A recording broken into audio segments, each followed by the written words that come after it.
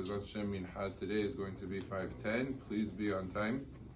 The Halacha says that a Hazan who wants to pray with a microphone so that his voice is amplified and is heard much better, much clearer, would be mutar to pray with a microphone, so long, and for example, say Kadosh, Kadosh, Kadosh, and all of the different things. You could do that, so long as his voice would have been heard without the microphone.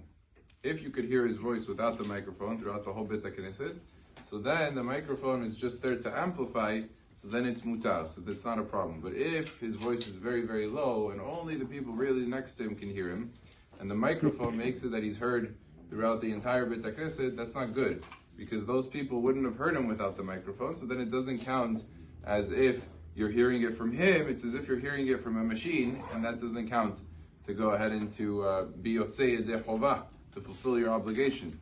So whenever you need to hear a beracha, if you're saying it on your own, fine, but let's say Kadosh, Kadosh, Kadosh, and you're in the middle of Shmona Esrei and you need to hear from the Hazan, you won't be fulfilling your obligation.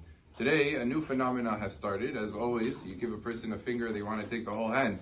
They said, since you can use the microphone, so they started, why don't we just put speakers in the Beit HaKnesset and we start playing music. Like they play music.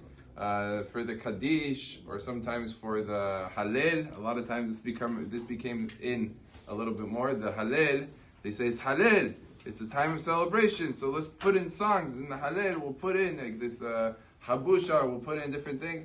That is asur to be done. You cannot play music, and you can't have instruments or any of these types of things. Guitar, sometimes people bring a guitar to Halel. All of these things are pasur to be done.